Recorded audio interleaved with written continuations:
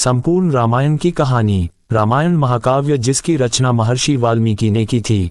दोस्तों, ये भारतीय साहित्य के दो विशाल महाकाव्यों में से एक है, जिसमें दूसरा महाकाव्य महाभारत है। हिंदू धर्म में रामायण का एक महत्वपूर्ण स्थान है, जिसमें हम सबको रिश्तों के कर्तव्यों को समझाया गया है। रामायण महाकाव्य में एक आदर्श पिता, आदर्श पुत्र, आदर्श पत्नी, आदर्श भाई, आदर्श मित्र, आदर्श सेवक और आदर्श राजा को दिखाया गया है। इस महाकाव्य में भगवान विष्णु के रामावतार को दर्शाया गया है, उनकी चर्चा की गई है। रामायण महाकाव्य में 24,000 छंद और 500 सर्ग हैं, जो कि 7 भागों में विभाजित हैं। तो चलिए दोस्तों, आज हम आपको रामायण महाकाव्य के बारे में संक्षिप्त रूप में बतलाते हैं। बालकांड। बहुत समय पहले की बात है। सरयू नदी के किनारे कौशला नामक राज्य था, जिसकी राजधानी अयोध्या थी। अयोध्या के राजा का नाम दशरथ था, जिनकी 3 पत्नियां थीं। उनके पत्नियों का नाम था कौशल्या, कैकेयी और सुमित्रा। राजा दशरथ बहुत समय तक निसंतान थे और वह अपने सूर्यवंश की वृद्धि के लिए अर्थात अपने उत्तराधिकारी के लिए बहुत चिंतित थे। इसलिए राजा दशरथ ने अपने कुल गुरु ऋषि वशिष्ठ की सलाह मानकर पुत्र कमेष्टि यज्ञ करवाया। उस यज्ञ के फलस्वरूप राजा दशरथ को 4 पुत्र प्राप्त हुए। उनकी पहली पत्नी कौशल्या से प्रभु श्री राम, कैकेयी से भारत और सुमित्रा से लक्ष्मण और शत्रुघ्न का जन्म हुआ। उनके चारों पुत्र दिव्य शक्तियों से परिपूर्ण और यशस्वी थे। उन चारों को राजकुमारों की तरह पाला गया और उनको शास्त्रों और युद्ध कला की कला सिखाई गई। जब प्रभु श्री राम 16 वर्ष के हुए, तब एक बार ऋषि विश्वामित्र राजा दशरथ के पास आए और अपने यज्ञ में विघ्न उत्पन्न करने वाले राक्षसों के आतंक के बारे में राजा दशरथ को बताया और उनसे सहायता मांगी। ऋषि विश्वामित्र की बात सुनकर राजा दशरथ उनकी सहायता करने के लिए तैयार हो गए और अपने सैनिक उनके साथ भेजने का आदेश दिया। पर ऋषि विश्वामित्र ने इस कार्य के लिए राम और लक्ष्मण का चयन किया। राम और लक्ष्मण ऋषि विश्वामित्र के साथ उनके आश्रम जाते हैं और उनके यज्ञ में विघ्न डालने वाले राक्षसों का नाश कर देते हैं। इससे ऋषि विश्वामित्र प्रसन्न होकर राम और लक्ष्मण को अनेक दिव्यास्त्र प्रदान करते हैं, जिनसे आगे चलकर प्रभु श्री राम और लक्ष्मण अनेक दानवों का नाश करते हैं।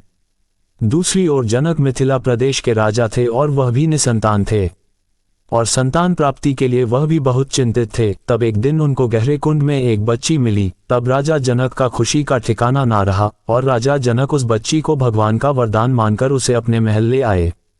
राजा जनक ने उस बच्ची का नाम सीता रखा।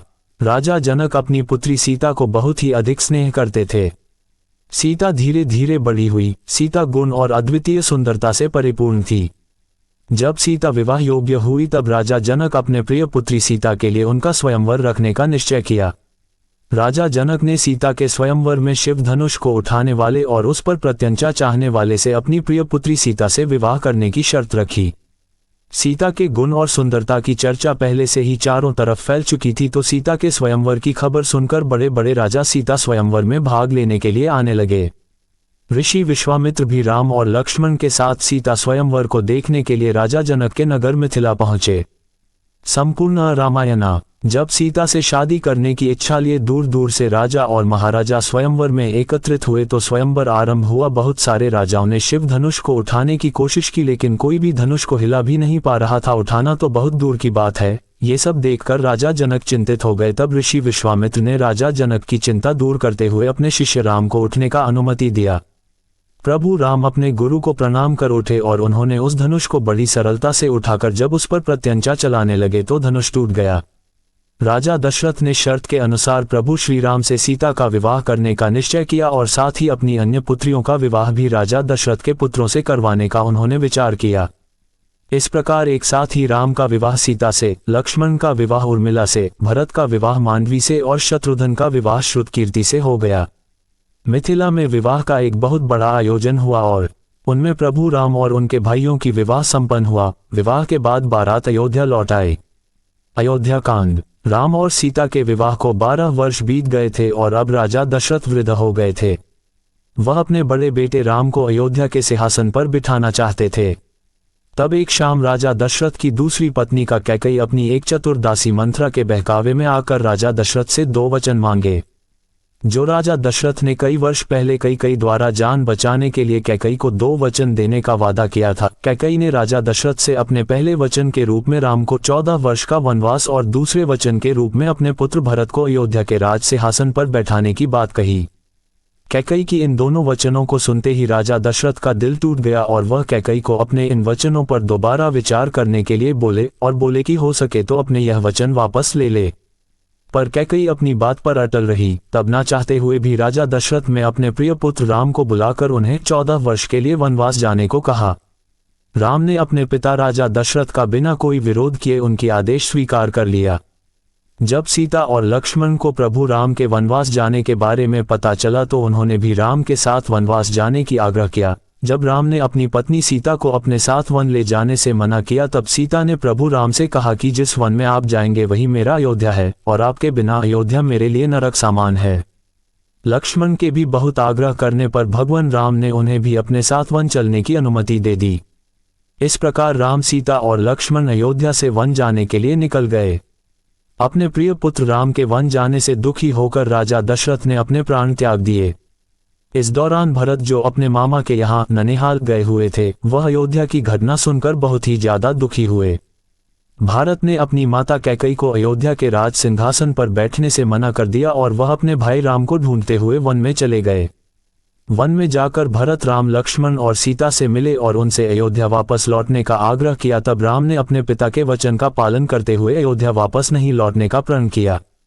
तब भारत ने भगवान राम की चरण पादुका अपने साथ लेकर अयोध्या वापस लौट आए और राम की चरण पादुका को अयोध्या के राज सिंहासन पर रख दिया। भरत राज दरबारियों से बोले कि जब तक भगवान राम वनवास से वापस नहीं लौटते तब तक उनकी चरण पादुका अयोध्या के राज सिंहासन पर रखा रहेगा और मैं उनका एक दास बनकर यह राज चलाऊंगा।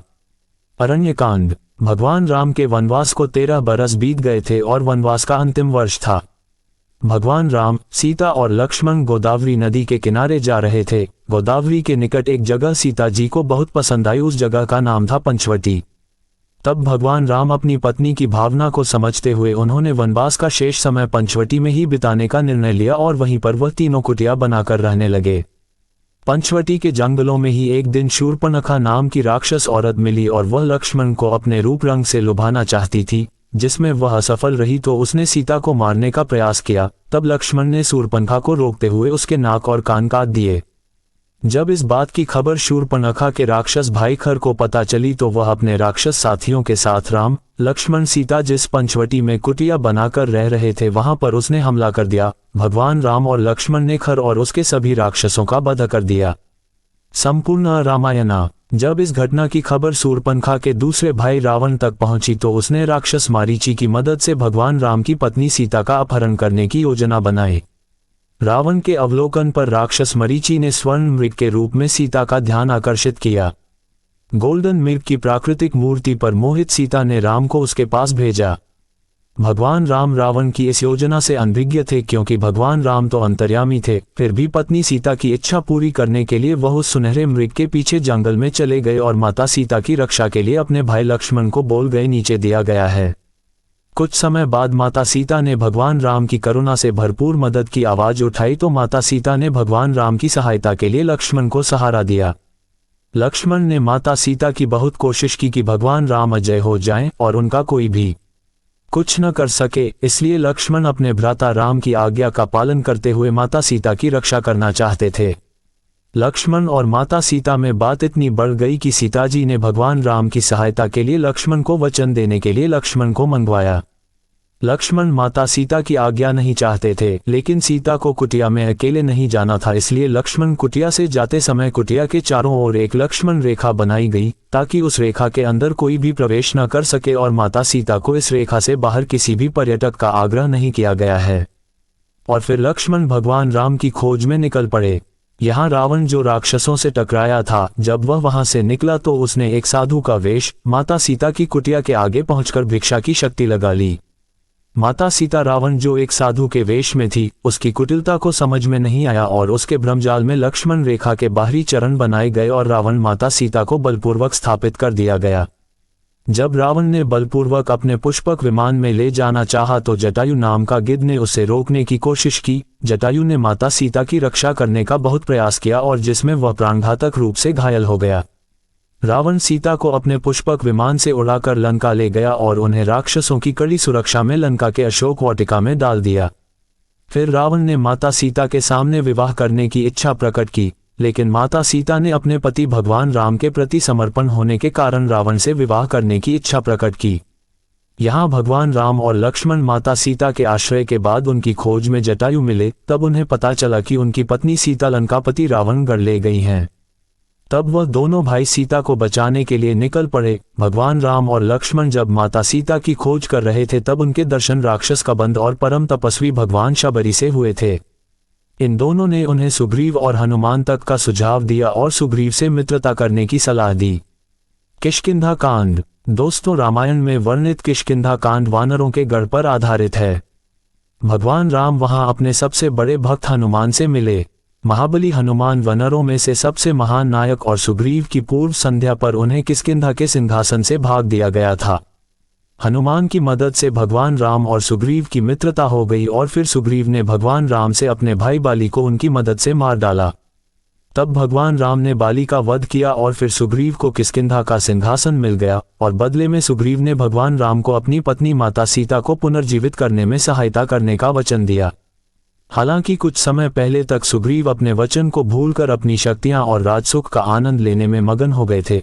तब बाली की पत्नी तारा ने इस बात की खबर लक्ष्मण को दी थी और लक्ष्मण ने सुग्रीव को संदेश भेजा था कि अगर वह अपना वचन भूल गए हैं तो वह वानरगढ़ को स्थिर कर देगा। तब सुग्रीव को अपना वचन याद आया और उन्होंने लक्ष्मण की बात मानते हुए अपने वानर के आश्रम को संसार के आसपास माता सीता की खोज में भेज दिया।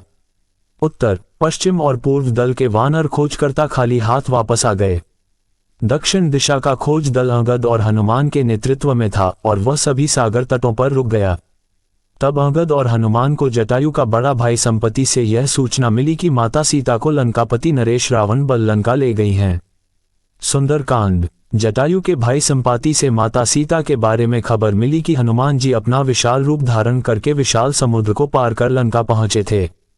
हनुमान जी लंका पहुंचे और वहां माता सीता की खोज शुरू हुई।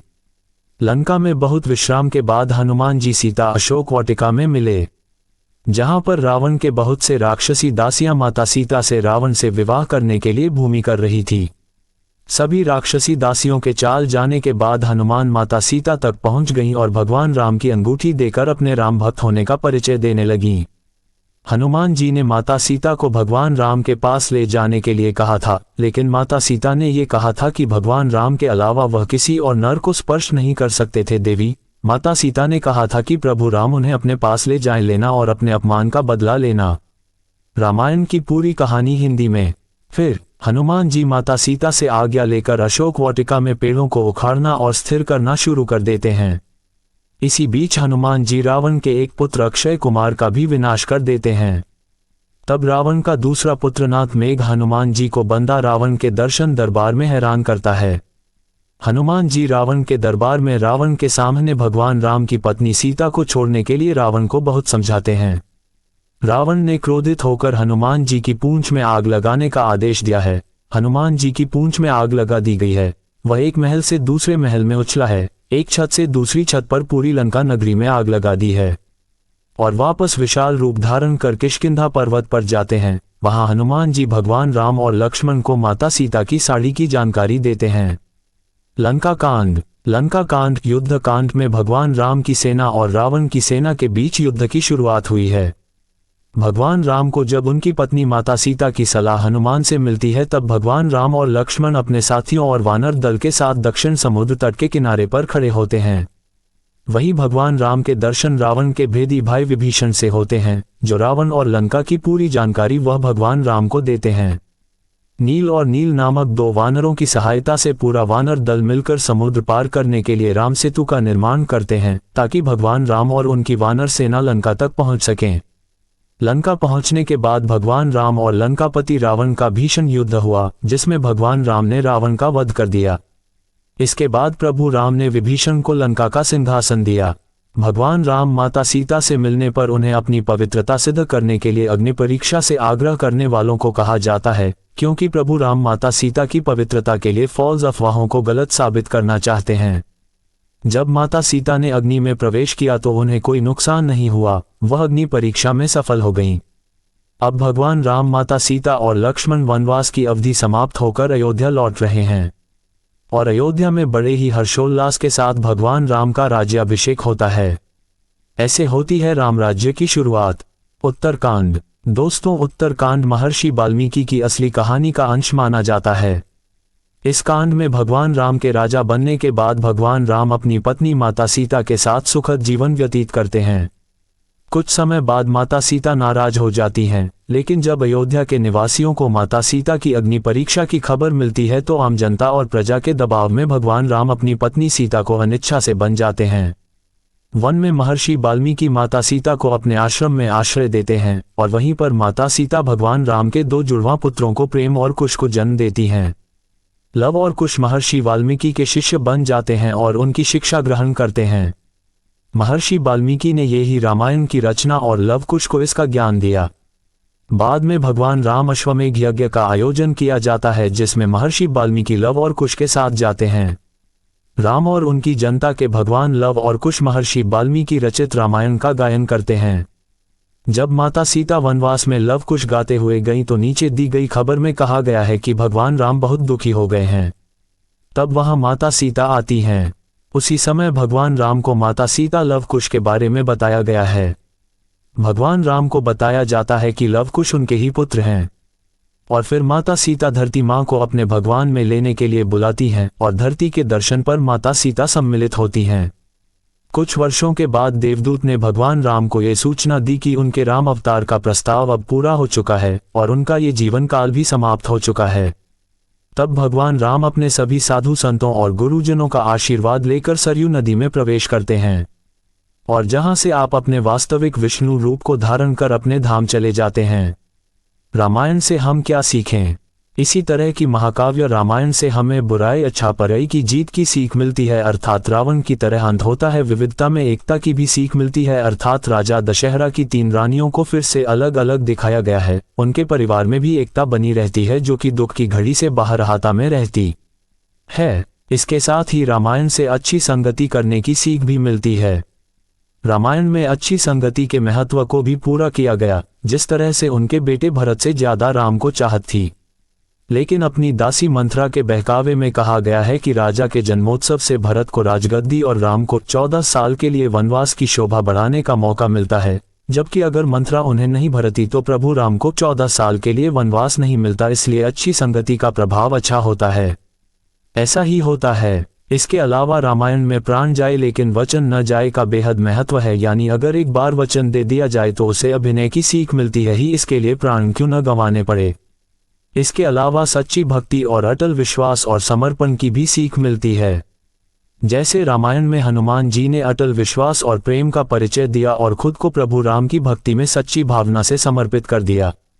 रामायण से सबसे एक साथ व्यवहार करने की सीख भी मिलती है, जैसे कि भगवान राम के आचरण हमें सिखाते हैं कि हमें सभी का सम्मान करना चाहिए। इसके साथ ही प्रभु राम ने जाति धर्म से ऊपर शबरी के प्रेम की सीख दी है। बैरों का भी सेवन किया गया था। इससे ये सीख मिलती है कि हम सब एक समान हैं और हमें जात पात की भावना से प्रेम करना चाहिए। इसके अलावा प्रभु राम के प्रेम और दया के भाव से ये सीख हमें हमेशा के लिए दया करनी चाहिए। त्याग, सेवा और मित्र के सम्मान की भी सीख हमें रामायण से मिलती है। रामायण के पाठ में ये भी सिखाया गया है कि माफ करना, बदला लेना अच्छा चरित्र है। जिस तरह रावण एक ज्ञानी पुरुष था, लेकिन माता सीता का अपमान करना उनके पतन का कारण बन गया। इससे पता चलता है कि हम दूसरे के नुकसान को देखते हुए चक्कर में आग में खुद को ही जला लेते हैं। दोस्तों, उम्मीद है कि आपको यह वीडियो पसंद आया होगा। इस पोस्ट को अपने दोस्तों और परिवार के साथ जरूर शेयर करें और वीडियो को लाइक करें, चैनल को सब्सक्राइब करें और भी ऐसे ही वीडियो देखने के लिए।